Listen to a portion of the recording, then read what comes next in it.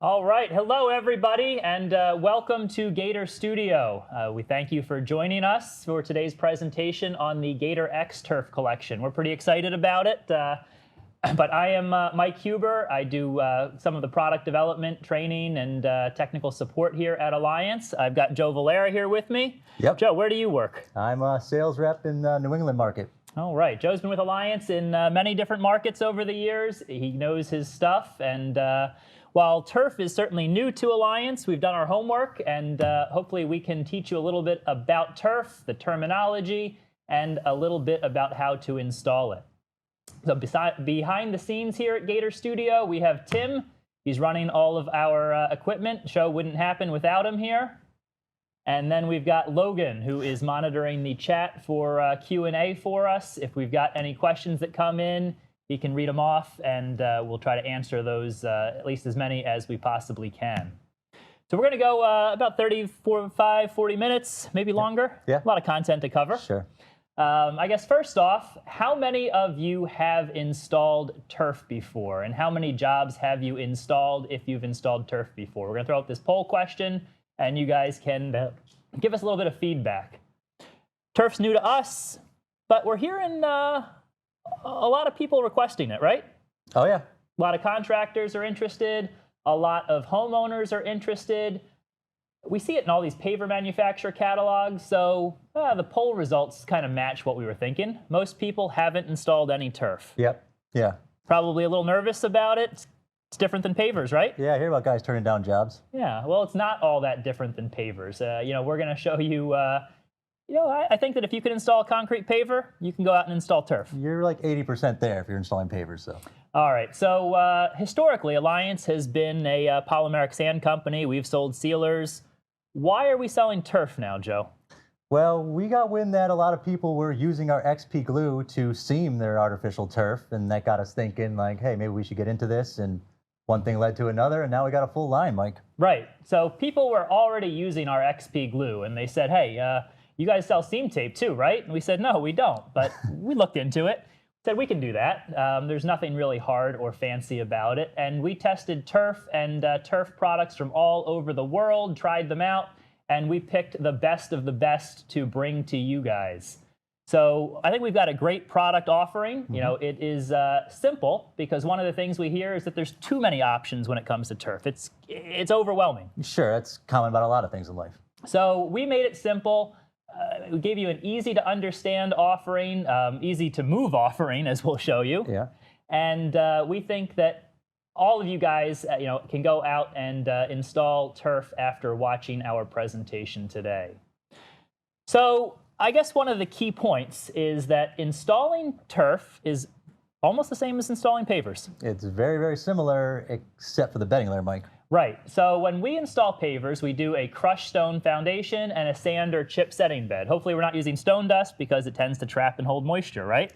Well, we might want a little more stability in this application, Mike. This might be different. The concrete pavers distribute the load very well over a larger tributary area. Turf does not. So we need a solid base, something firm and that will pack well. So stone dust fits the bill. Now, with pavers, we have to worry about efflorescence. Sure. Right? We have to worry about our polymeric sand joints retaining moisture. Mm-hmm. So stone dust isn't really all that great. But with turf, we're more concerned about that stability. If you installed your turf over a sand or chip setting bed and walked on it, how would that feel, Joe? Yeah, it might not be very stable underfoot. It might have some movement. You'd feel like you're walking on a blanket at the beach, right? That sand is going to move underfoot. It's eventually going to become uneven looking. Not a great situation. No. So that stone dust really solves a lot of issues for us. So same crushed stone base, stone dust setting bed, we roll our turf out. There's a few other little things we have to do, but that's really the basics of the installation there. So all of you can go out there and install turf. We're going to give you a little video here. Kind of shows you all of the components of the Gator X-Turf Collection. Then we'll break down each component. We'll walk you through each piece of the system, tell you a little bit about it, what it's used for, and then at the end, we're going to do a live install demo for you so you can see how it actually all comes together.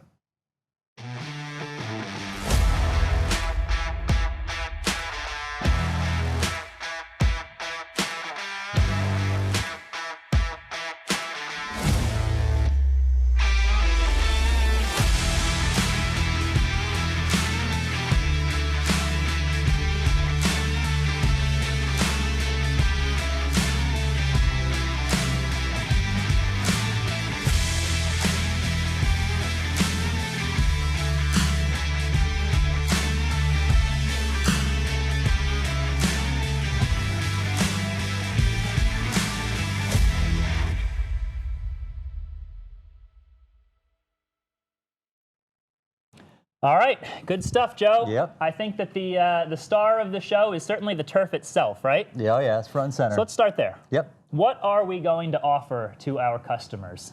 We got two kinds. We've got our classic and a premium. All right, so classic and premium. That premium is going to be, probably the nicest turf out there in the industry. Very soft to the touch, very plush and dense and realistic looking. And then we have our classic blend, a little bit more price conscious, still a very durable, nice looking turf, but gives you two different options. And then with those two different grades of turf, we're going to offer them in two different colors, right? Yep. What are those colors, Joe? We got Gator Forest Green and Gator Lime Green. All right, so a light and a dark. Obviously, in different regions of North America, you've got different turf varieties, and the light and the dark really cover most of the bases there. So simple product offering, two different grades in two different colors, and then we also offer a putting green material, don't we? Yes, sir. So we've got the Gator putting green that's available in summer green, only one color on that putting green material. One of the really interesting things about the Alliance offering that sets us apart is the roll sizes. Typically, turf comes in 15-foot by 100-foot rolls. It's a big roll, Mike. Have you ever lifted one of those up? I did a 7 by 25. Wasn't that easy, so. Well, I tried a 15 by 66, and that wasn't too much fun. We had to lift it up with a machine. There were 5 or 6 of us underneath there, and as you can see, we were dying. We almost dropped that thing, and that wouldn't have been good either. No, it looks heavy. So sometimes you need that massive roll, but many times turf is an add-on to a hardscape project, right? Yeah. You're doing little accents, a little add-in area. Absolutely, a little You dog might not run. be doing thousands of square feet. Yeah, So why not use a smaller roll? makes sense to me. Alliance is going to have a 7.5 by 25, a 7.5 by 50, a 15 by 33, and a 15 by 100. So we got a question up here. Any reason for not offering the premium and 7.5 width? We are. All those roll sizes are available in every color. Sorry if there's any confusion from the graphic there, but each product, each color is available in all those roll sizes with the exception of the putting green. The putting green itself is 15 by 25 or 15 by 100. So convenient roll sizes. Yep. Much easier to throw in the back of a pickup truck, carry into the backyard, easier to maneuver and manage. But if you need that giant roll size, we have that available. It's there as well, yep. All right, so those are the products. That's the roll sizes that are available. But when you get into turf, there are a lot of technical terms. Yeah, there are, Mike, yeah. You take a look at this list, you're talking about stitch gauge and density, face weight, total ounce weight, pile height, blade shape, warranty. There's a lot to consider when you're choosing your turf, A lot right? going on, yeah. A lot that differentiates the classic and the premium and differentiates the Alliance X-Turf offering from the competitors. So, 20-year warranty. Yep, That's a long time. it's bold, yeah. Bold statement. So, how do we offer a 20-year warranty?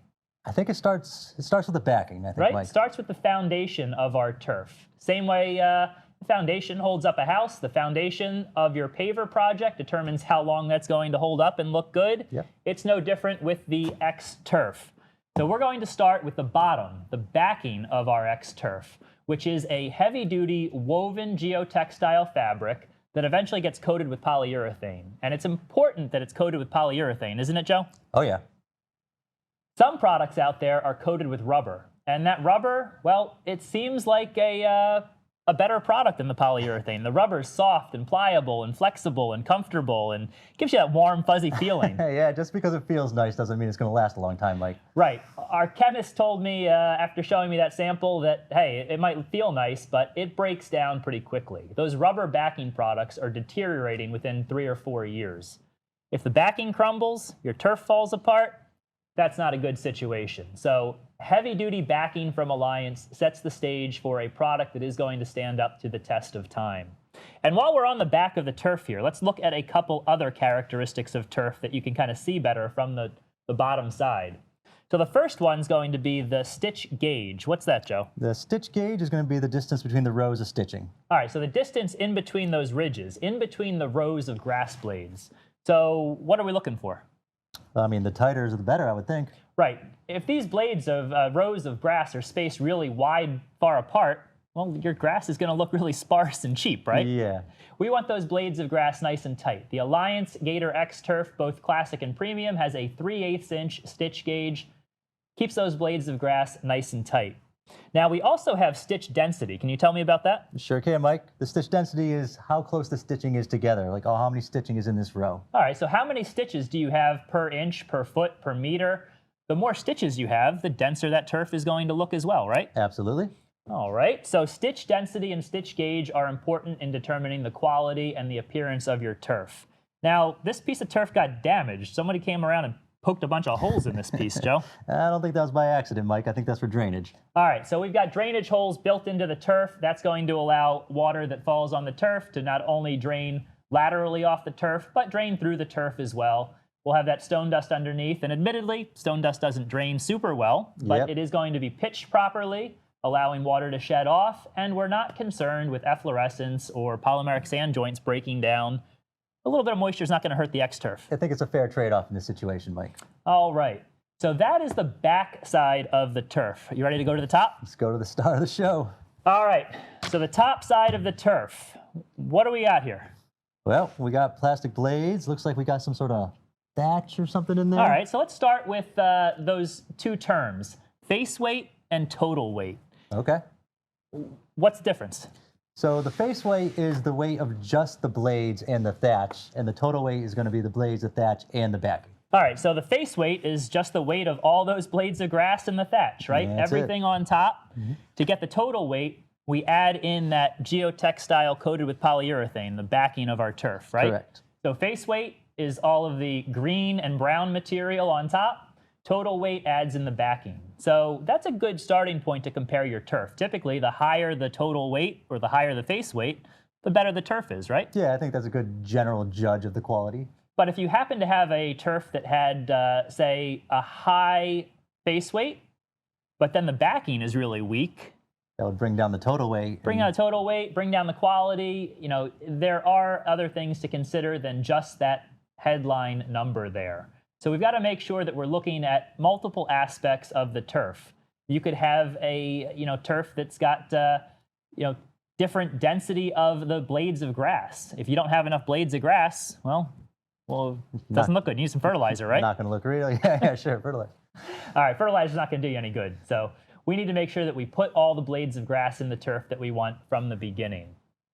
All right, so how tall do you like your grass, Joe?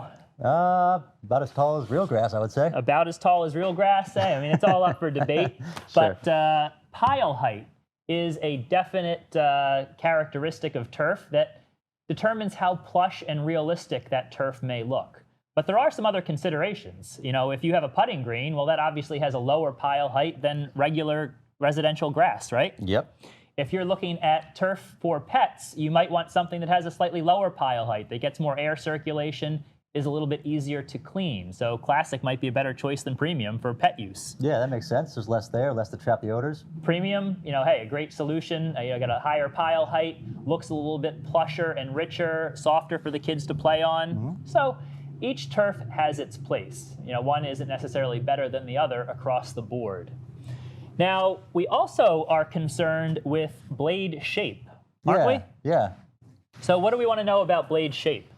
So I think different shapes can help the blade stand upright, right? Okay, so if you had a flat blade of grass. Sure. Try to hold that up for me. I want that blade to stick up, Joe. I've been working on it, Mike. Come on, you can't just hold it up at the top. No? Hold it at the bottom. That doesn't work. Can't be done. All right, if we took that flat blade of grass and we bent it into a shape, say it was a C, a U, a W, or M, think it gets stronger? I think so, Mike. All right, Test it. so there is a W-shaped blade of grass, right? Wow. Huge improvement. That is impressive. Yeah, the shape makes a big difference. So now that blade's going to want to stand upright. It's not going to fold over or crease as easily. Your turf's going to look better and last a lot longer. Yep. So blade shape is important. But that blade's really green. Yeah, I don't think that would look very realistic. What if all of my blades of grass were green like that? It would look like a welcome mat, I think, Mike. It would look like a welcome mat, and that's the fake artificial turf of years gone by. What we're offering today is a totally different material. You've got a blend of different colors in the grass, and then you have the thatch in there too. Yeah, real grass isn't all green. Nope, you got the browns, you got different tones of green. A very realistic product in both the classic and the premium from Alliance, incorporating different color tones in the grass blades themselves and the thatch material as well. So really makes a big difference. Now, the other thing that you have to keep in mind is that looking at turf from different angles can kind of change the appearance. Yeah, This looks like two different colors, right? We got our lime green, we got our forest green and our lime green here, right? What looks like to me. Nope. That's the same turf, Joe. Gets me every time. Look at that. The angle that you're looking at, the light reflectivity, the sunny or cloudy days can change the way turf looks. So we have to make sure that we like the color that we're picking, obviously, but then when we go to install it, if we're using multiple pieces, we have to make sure they're all lined up in the same orientation. Yeah, I would imagine if you roll this out on the job, it's not as easy as spinning it around. You're going to have a bit of a mess there. Yeah, a 15-foot roll doesn't turn as easily as a 12 by 12-inch piece, right? Nope. All right, so those are some of the characteristics of turf. We think that the classic and the premium in those two different colors really can fit every situation that's out there. You don't need to have 12 different turf varieties. This makes it nice and easy, right? Yeah. All right, so we have any questions, Logan? Anything coming in? Sure do. All right.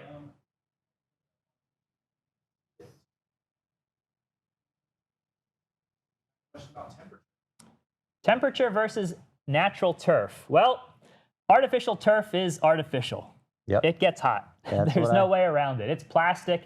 It's got a black backing. It's installed over stone. Turf does get warm. We're going to show you an infill product that can help lower the temperature of artificial turf, the Alliance Gator Zeo White, but there's no way around it. I know that the local high school kids complain about their turf fields because they're hotter than the natural fields. That's one trade-off when you go to artificial turf versus natural grass. Natural grass naturally has a evaporative cooling effect. It is going to be potentially a warm item. Yep. Some people install misting systems or they'll spray it down in the morning to cool it off, but turf can get hot. We're not going to lie to you there. Got one more from Carla. She asked if it is pet friendly. Pet friendly. Well, it's not going to hurt or harm your pet. Depending on what your pet decides to do on the artificial turf, though, you may see some issues. So this is a plastic material. It's easily and readily cleaned. It has those drainage holes. And we have that Zeo White infill, which is going to help to absorb and neutralize pet odors. And we have an XP odor neutralizer that we'll touch on a little bit later. So we do have some products to help, I guess, mitigate the effects of what your pet might do on the turf, right, Joe? Absolutely. And I think the classic would help too. It'd be a little less pile height, a little less there for pet odors to get trapped in, and probably a little easier to clean. Yeah, a little less dense, more air circulation. So the classic would be my recommendation for pet use for sure.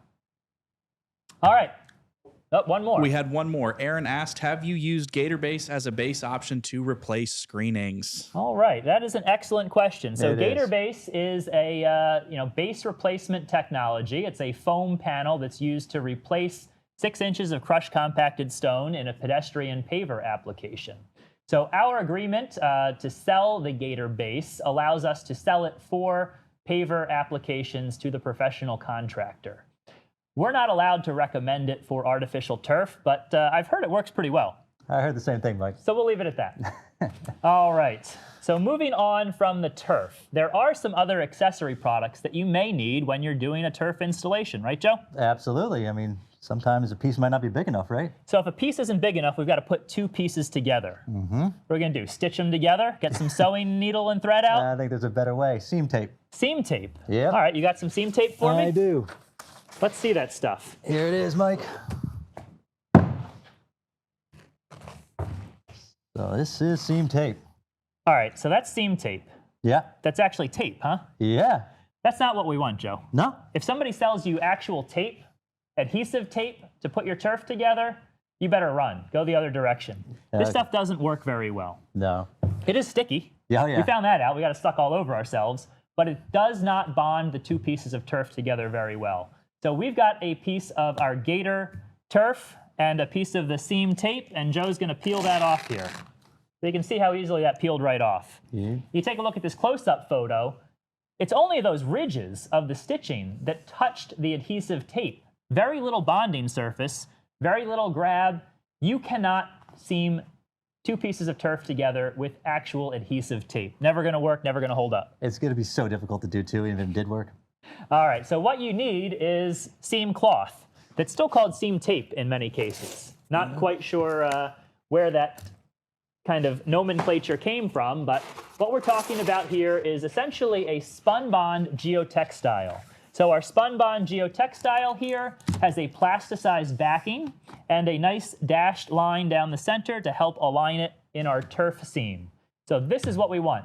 Basically a 12-inch wide piece of geotextile that is going to bond our 2 pieces of turf together using an adhesive.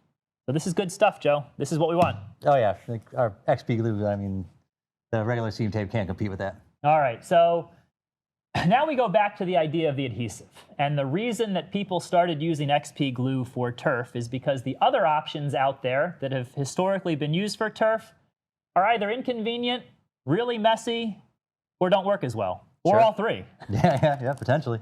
All right, so Joe, Yep. one of the products out there for seaming artificial turf is a big bucket of moisture cure polyurethane, right? Yeah, got so that some right big here. bucket of moisture cure polyurethane. Wow, that is a big bucket. Yes, it is. So if I'm just doing a backyard paver job, like I want to do 300 square feet of turf, This seems a little excessive for that, that's Mike. a lot of glue. Oh yeah. And once I open it up, because it's moisture cure, that could activate, it could be ruined. I might not even be able to use it on my next job. So why pay that much money for a big tub of turf glue and not be able to reuse it? Plus, I'm thinking that's going to be a little messy. Doesn't look too easy, but I'll give it a go. Man, it's like making Loop here. Here we peanut go. butter and fluff sandwiches or something, right? Try not to get it across the middle here. All right, so you can imagine this is a little bit messy. You could potentially be getting this on yourself, on the turf, on your clothing, tracking it on your shoes. It is not really all that convenient. Yeah, what could potentially happen here, Mike, if we get this on the turf or if we make a mess with it? It's going to potentially cure on the turf, and you're going to have some really light lime green mixed in. Probably not going to look so good. Yeah. You might track it on your shoes all over the place. Really going to be a potential problem. Now, another type of adhesive is this squeeze bottle of glue. So we have this squeeze bottle of glue, and with this, one of the problems is that the viscosity is so thin, it is so low that you're not going to be hitting the ridges and the valleys of that turf. If you look at that picture of the back of the turf, you can see that those stitch lines are high, right? We saw that with the tape. That tape only bonded to those ridges. You're going to have the same problem with this thin viscosity adhesive where it's only going to hit those high points and not going to hit all those valleys or low points and really get a strong bond. Yeah, you can see it already. It's already spread out so much. That's basically flattened out like a pancake there, right? Yeah. So what we'd like to see is the Gator XP adhesive. So the Gator XP adhesive has a much thicker body, much higher viscosity. It is going to do a much better job of conforming to the valleys and the high points and give us a much stronger, more secure bond of the turf to the seam tape and hence to the adjacent piece of turf.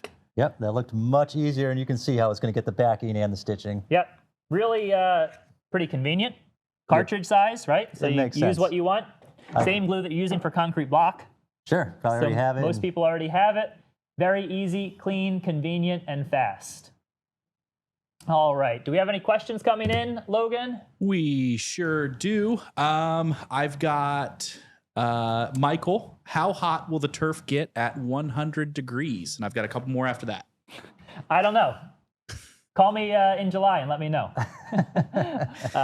It's a function of direct sunlight. It's a function of your base material and the color of the turf. So lime green would logically be a little bit cooler than the forest green. If you've got shade or direct sunlight, that's going to impact the turf as well. Nighttime temperatures, the more it can cool off before it heats up again the next day, is important as well. But hey, I'll admit, I don't know exactly what the temperature of Gator X-Turf would be if it was 100 degrees ambient temperature. What else, Logan? We've got Blair asks, what do you recommend for infilling sand and rate? All right, well, hold that thought. We're going to get to infill in a minute. And then I've got Michael. Should, I believe he's meant to say, Gator glue be spread out with a tool? All right, we're going to say no. We're going to say just do that tight serpentine pattern. That's going to grab enough of the backing of the turf. In fact, in all of our testing, the turf blades were ripping out of the turf before that glue bond failed. So there was plenty of glue on there. You're creating a seam that is strong enough, it is not going to separate. Yeah, and one of the advantages is the viscosity. So you don't want to spread it out and make it thinner. You still want to make sure it gets to the backing. All right. Excellent. Ready to move on past glue? Yes, sir. You get rid of that bucket of messy stuff over Get there? it out of here. All right, so the next thing that we are going to look at will be the nails. Yeah. We got to hold this turf down somehow. Sure. You want Keep to it move? from rippling, bunching up. Yep. So nails are the answer, right? Yeah, let's get some nails. All right, so you got nails left over from your paver project that you used for your plastic edge? Look good to me. This big head probably won't spread the blades or anything. Good point. So what we are recommending is actually a smaller spike. This is a 6-inch non-galvanized Gator X-Turf spike. So small head, that's going to fit in between those rows of stitching that you saw there. So if you take a look at the back of the turf here again, well, that's going to fit in there pretty nicely. We'll get it centered for you. So we're going to be able to fit in between those rows of blades without pushing them out too far away. So we've got a little video here of that happening. You got to kind of spread the blades, stick your spike in there, and start hammering it in. Now, don't go crazy. We don't want to beat the heck out of this thing because we don't want to create a divot or we don't want to trap any blades underneath that spike. So we're going to kind of spread them out as we go, gentle towards the end. We've got a nice invisible spike in there. Yep. So pretty simple. We're doing a putting green. Do we use a Gator spike? I think it's a little too, the stitch density and stitch gauge are a little too tight for that. Those golfers are a little picky about, hey, my ball rolled funny. That wasn't fair, right? Yeah, they are. We're going to use some finish nails, actually. So you're going to use a 3.5-inch finish nail. Doesn't have much of a head. That's going to help hold the putting green down. And you're going to use a lot of nails on a regular turf install. You use a ton of nails on a putting green install. You sure are, Mike, yep. Because they're non-galvanized, they're going to rust in the ground and really help hold things down. And we'll show you the spacing and where you need to place those nails in a little bit in our live demonstration. So now into infill. Yep. So we already had a question about infill. What's infill and why do we need it, Joe? So infill has two purposes. One, it helps to keep the blades upright, and the other thing is it helps to weigh down the turf to help keep it from moving and bunching up. All right, so it helps to weigh down the turf. Why do we need to weigh down the turf? We don't want it to move, we don't want it to bunch up, we want it to be a little more solid underfoot. The heavier that turf is, the less likely it is to shift underfoot. So we're going to recommend 1.5 to 3 pounds of infill per square foot. That's going to do a great job of holding that turf down and helping hold those blades up, as Joe mentioned. We don't want those blades to fold over. The more upright they are, the more realistic the turf looks. Absolutely. The better the air circulation to dry things out. Overall, much better turf performance. Now, infill, it's not as easy as going to your local supply yard and getting a ton of masonry sand, is it? No, there's better options than that, Mike. Unlike the hardscape world, we are needing to find a round aggregate particle. Hardscaping, we want those angular particles that compact. But for turf, we want round particles. Those round particles are going to remain loose and fluffy, promoting good drainage, helping hold those blades upright, a little more shock absorption. Round particles are really key.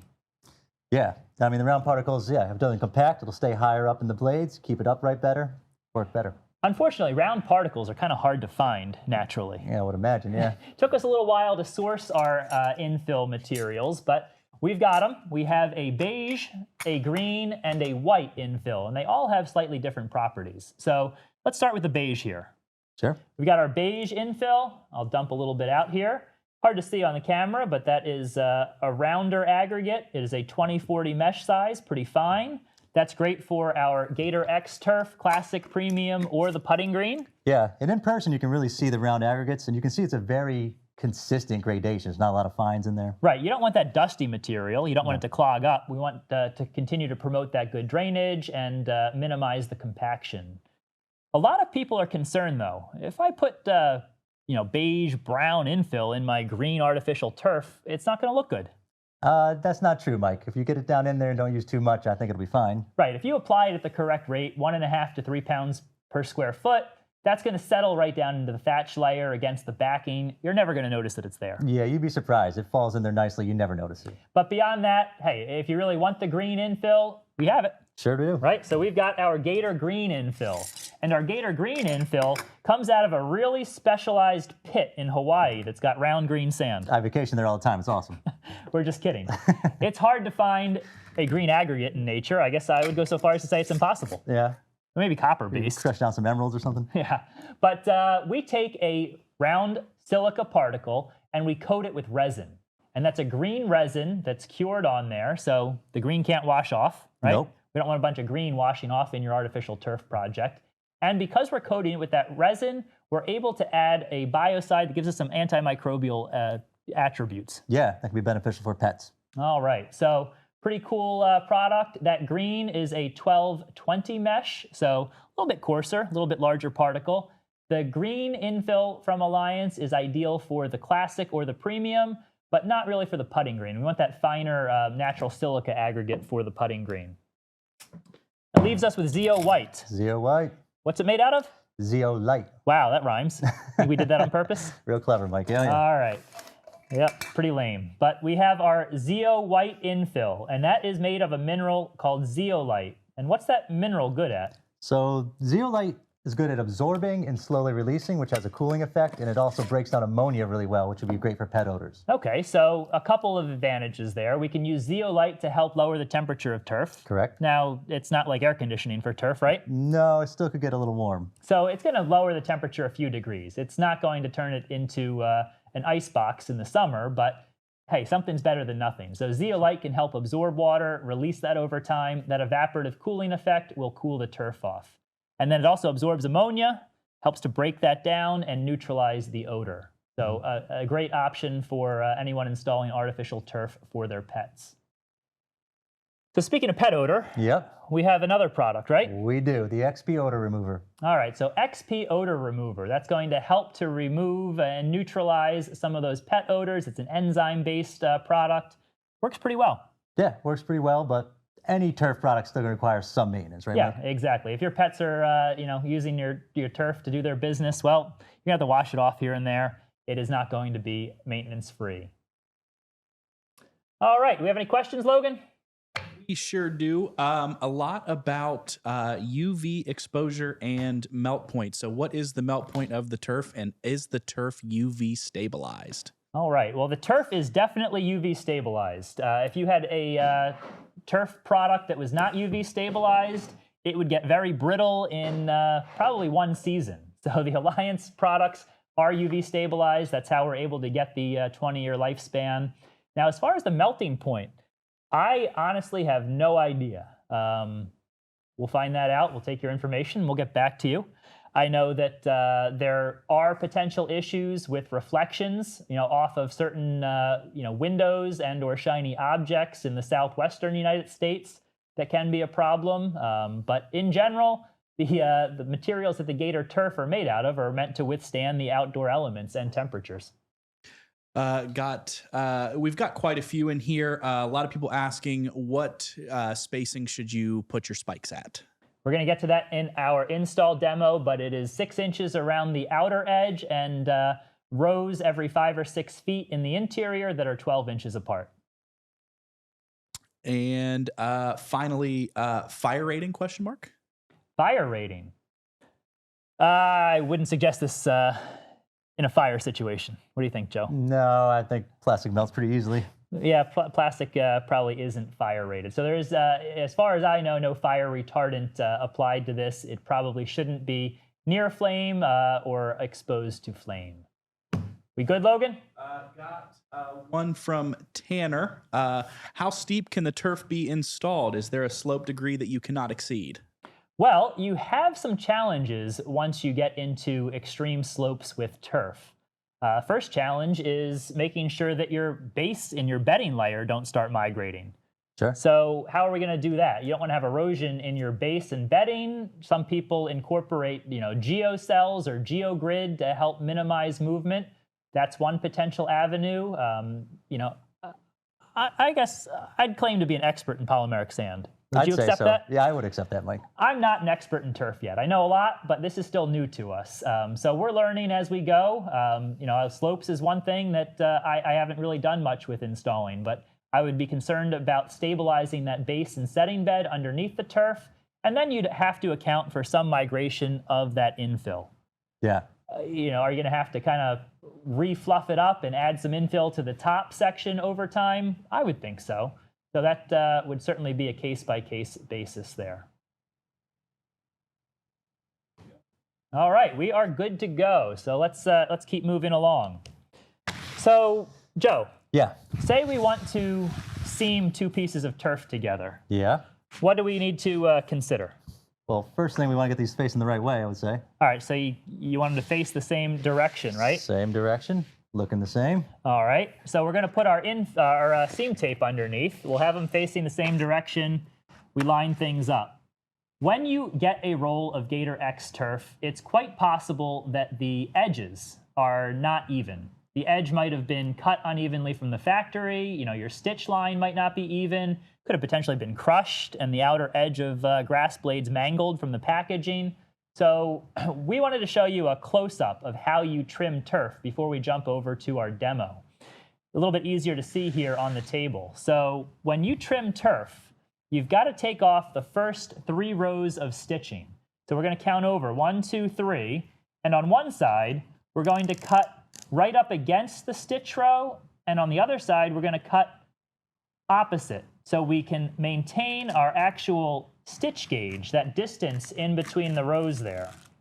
Yeah, and maintaining the stitch gauge is going to be important for making it look realistic and not seeing the seam. So what we're trying to do here, you can see I cut far away from the stitch line that's left. So here, I'm going to cut very close to the stitch line that's left. And we always cut from the back. We're never going to cut turf from the front. It's a lot more difficult, and we're chopping those grass blades off. So we don't want to chop those grass blades off at uneven heights, or it's never going to look uniform from the top side. So you always cut from the back, trim off those outer 3 rows of turf from the factory so that you can seam it, and make sure that you're allowing that stitch gauge to match up and be uniform. If we don't have the same spacing in between our rows of grass, it's going to be impossible to have an invisible seam. Yeah, it's going to show. All right. So I think that we are going to play a quick video on the installation process for Gator X-Turf. We're going to get set up in our demo pit so we can do a small-scale live demonstration for you. So if you have any questions, throw them in the chat. We will address those when we get back.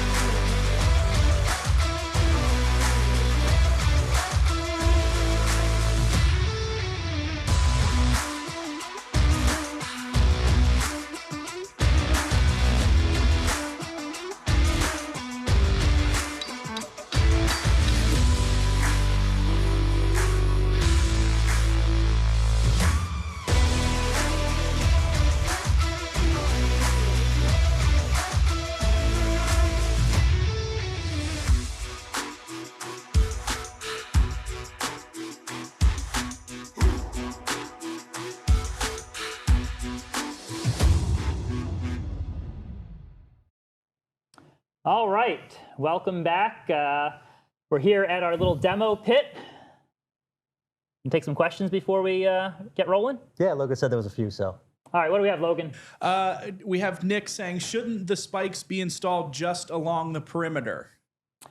Well, I guess there's a lot of different opinions out there about turf, but we feel that we need to stretch that turf out as we install it. We need to make sure there's no wrinkles, it's not bunched, it's not too loose. So we're going to use a carpet kicker and actually stretch our turf out as we install it. And we're going to use intermediate rows of spikes to hold that turf in place and keep that stretched out as we work through the project. So we really feel that having the perimeter spike down and interior spikes is going to give you the best install. And then we've got a couple different, I think this is the same question, but how would you recommend breaking up the space between artificial turf and actual grass? I don't know. I guess that's why you're the contractor, and I'm teaching you about installing turf. I mean, you got to be creative. How would you do it? Is it landscaping beds? Is it some kind of hardscape feature? Everybody's got different situations. Some people want a little bit of grass for their pets, a little bit of grass for their kids to play in, all different areas. Yeah, grass kind of grows and spreads out too. It might work its way out. All right, what else, Logan? At the very beginning, we may have missed this one. Has anyone got any info where to get specialty tools for installation? All right, well, there aren't that many tools that you need. I guess we could do a brief run through of the tools as we get into the install here. So we'll summarize that for you in a minute. And I think that's it. I think we're caught up. All right, excellent. All right, so what we're looking at here is a properly prepped base for a turf install. You remember, it's almost the same as a paver project. Yeah, except for one thing here, Mike. That's stone dust, right? Yeah. So we've got our hole dug, we laid in our geotextile fabric, 6 inches of crushed compacted stone. We did our layer of stone dust as our setting bed. It's a nice, solid, uniform layer that's going to feel solid underneath the turf, not squishy and mushy like sand or chipwood. Yep. And then we're going to install our turf. So what kind of tools are we talking about for turf, Joe? Well, we got the carpet kicker, we got a seam roller, we got a power broom. We All got right, a bunch. so slow down. All right, all right. I got So excited. you need to have a sharp knife. Sharp knife is key, right? Yeah. We got to be able to cut our artificial turf. We're going to need to glue our artificial turf. Yeah, so we got our XP adhesive and our gun. We're going to want to push down our seam into that adhesive. So we've got our seam roller there. All right, good stuff. We got a hammer to put our spikes in. We've got the carpet kicker that's going to allow us to stretch that turf out. And Joe's got the turf rake, which is a plastic bladed rake, right? We're not using a metal bladed rake on turf because we could damage it. So those plastic tines are ideal. They're closely spaced together to help fluff up that turf.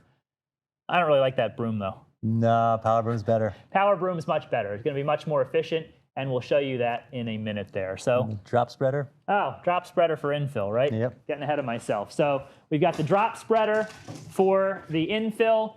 You need to apply that infill very evenly and uniformly. You're not going to do that dumping it out of a bucket or slinging it around with a shovel. No, it doesn't move around very easily, so All right.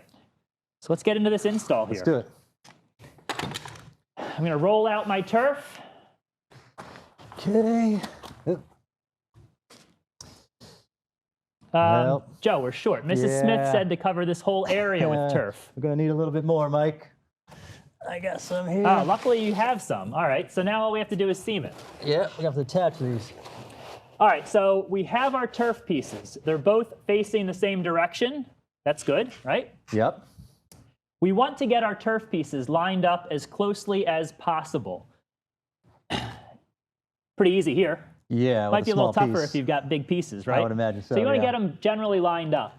Then we're going to come in and we're going to do our trimming. And I put my knife down, but again, we have to trim off right up against the stitch line on one side and away from the stitch line on the other side. So I'm just going to do one side right here in the interest of time, since we already did the other side, but we're going to trim down that line, taking off the outer 3 blades of turf. We Yeah. always cut from the back.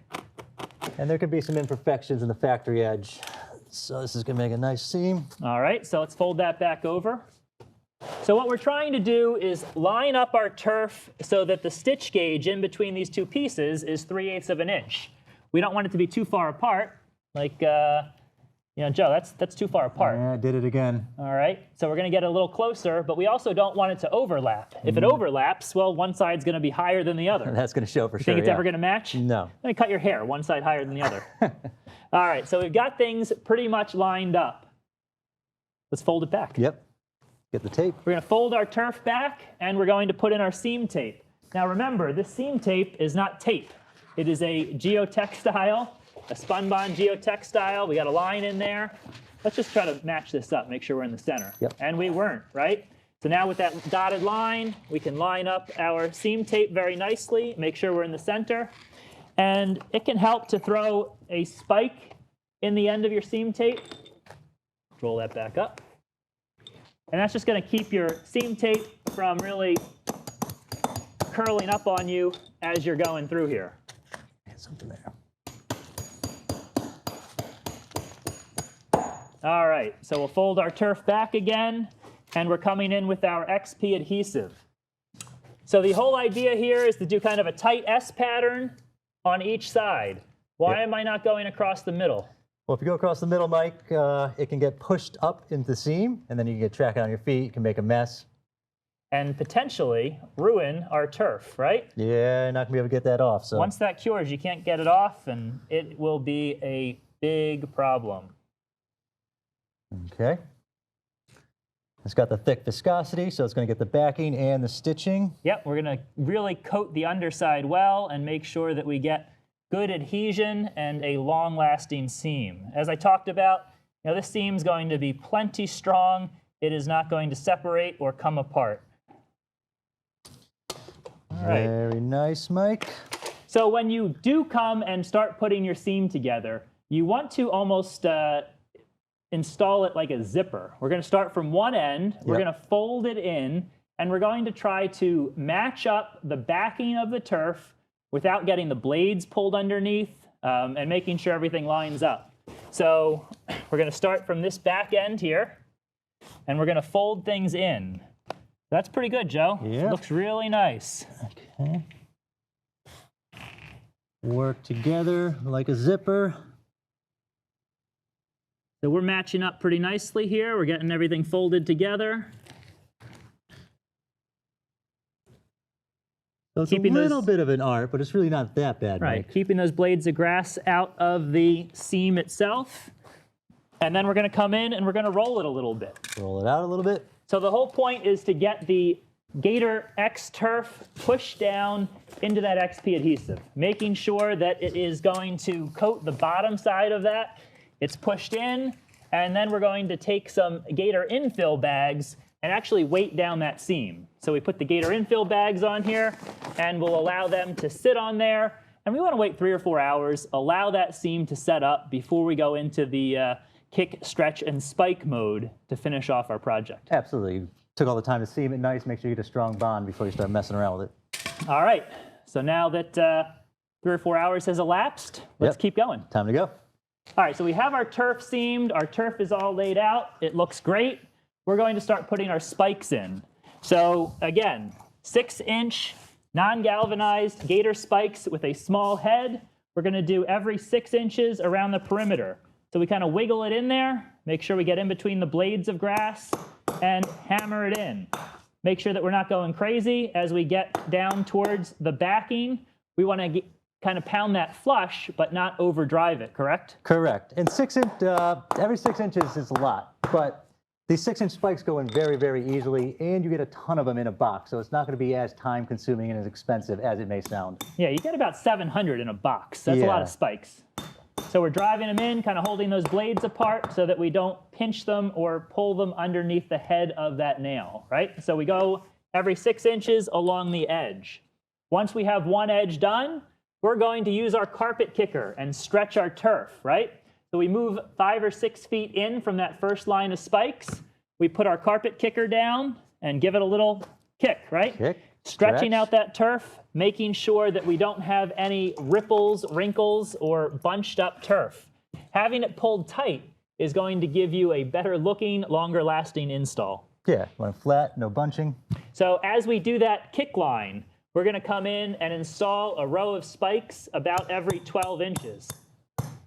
So again, be careful not to pinch any turf underneath, get it in between those rows. We move over a little bit.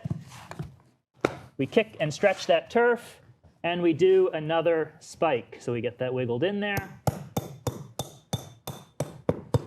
And as we work our way through the whole project, we're going to leapfrog 5 or 6 feet, another row of spikes.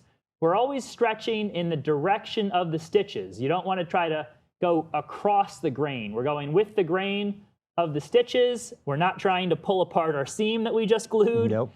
and then you can add a couple extra nails into that seam area. And once you get to the end, we're going to finish off the perimeter with a spike every 6 inches. Yep. Pretty easy. Yeah, it's not that bad. All right, so our turf is down. It's spiked in, but this stuff looks pretty flat. I think it can look nicer, Mike. When it comes off the roll, it's wound so tightly that all those blades of grass are pushed down. This does not look like grass. No, more like a welcome mat. All right, so we need to fluff it up. Grab that rake that you like over there, Joe. Let me get that thing. All right, let me see you fluff this grass up. Yeah, I'll do the trick right here. I think there's got to be a better way than this, Mike. All right, come on, I'm waiting. I want this grass fluffed up. It's going to take a while, Mike. That's not really ideal. It will do the job, but it will take a while. A power broom is going to be a much more efficient and effective way to get this turf fluffed up. There you go. Look at that, one shot. One shot real quick. That turf has been pulled up over here. I'm going to go over the stuff you did because that looks really funny. Okay. All right, so we've managed to fluff our turf up pretty well. But if I walk on it, it folds over. Flaps over again, yeah. All right, this is where infill comes in. So we're going to install the Gator infill. That's going to add some extra weight to this turf to help hold it in place. Going to add a little shock absorption property. Yep. It is going to help hold those blades upright as well. So that is a really important part of the install. I can't just dump a bag of infill out, right? No, it does not move very easily if you just dump it out. If you put too much infill in one area, you can't redistribute it very well. It's going to be an imperfection that's going to last for a very, very long time. So what we want to do is use a drop spreader. It is definitely the best way to distribute that infill very evenly and uniformly. So we're going to use our Gator beige infill, right? That's that 20 to 40 mesh calibrated sand, round particles, and I'm going to try not to fall off the edge here. 1.5 to 3 pounds per square foot, Mike? 1.5 to 3 pounds per square foot. So it seems like it's a lot, but it falls in there really well. It does. Those small particles really work their way down into the Gator X-Turf here. Okay. All right, so we've got some sand. It's a mess. Yeah, we got to get it in there a little better. I thought you said it fell down in there really easily. That's my thought. Well, that's when you got to broom it again, right? So you're going to work that infill down into the turf itself.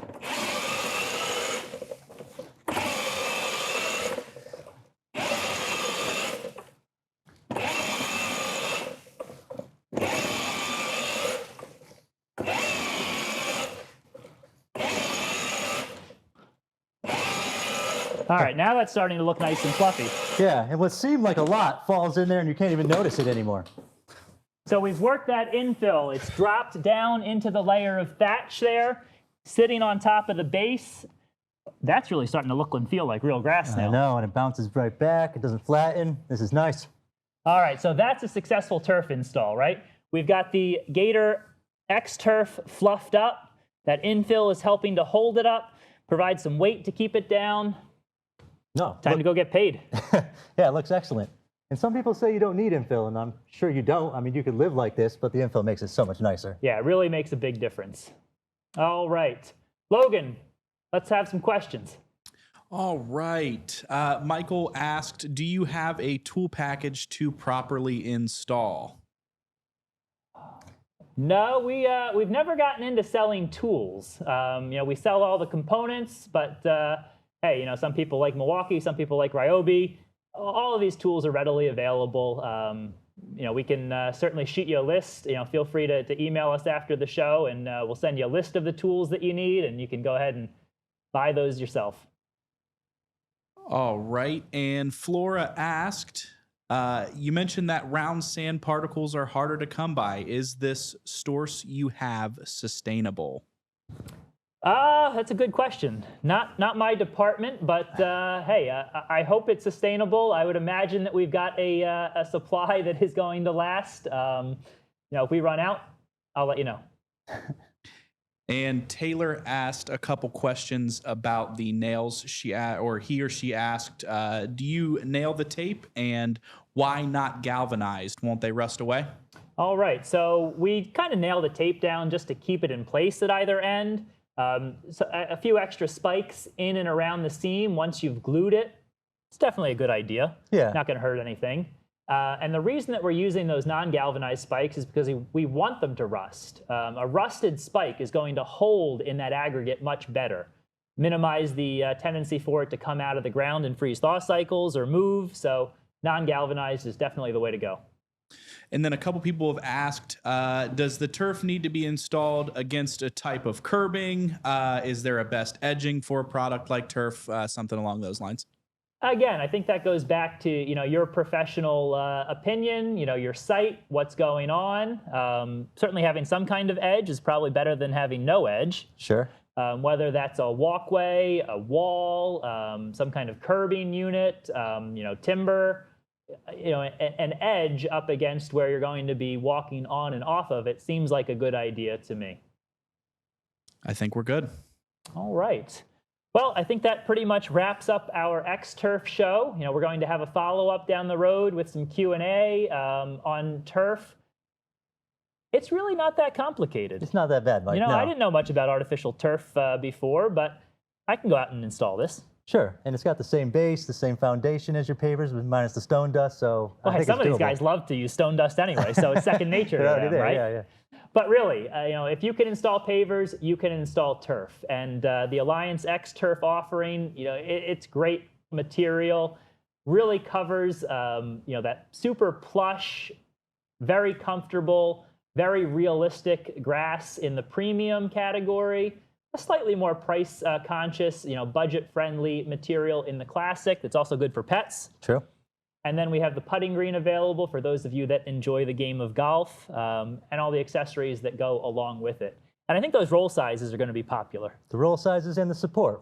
Yep. We'll go out and we will help you install your first turf job. Hey, you got to get all the prep done. You got to dig the hole, put the stone in it, have it all leveled off and ready to go. But we'll walk you through putting that turf down, doing a seam if you need help with that. I think a lot of people are nervous about seams, Joe. I've been hearing that in the market, yeah. It's a little bit scary. You don't want to have a visible line running right through your project, but maybe you can eliminate it by using a 15 by 33 roll. Sure. Or if you have to seam some pieces together, it's not the end of the world. All right. Well, we appreciate you joining us. We appreciate your business. Hopefully you can go out and install some Gator X-Turf next season. And with that, enjoy the rest of your day. Thank you very much.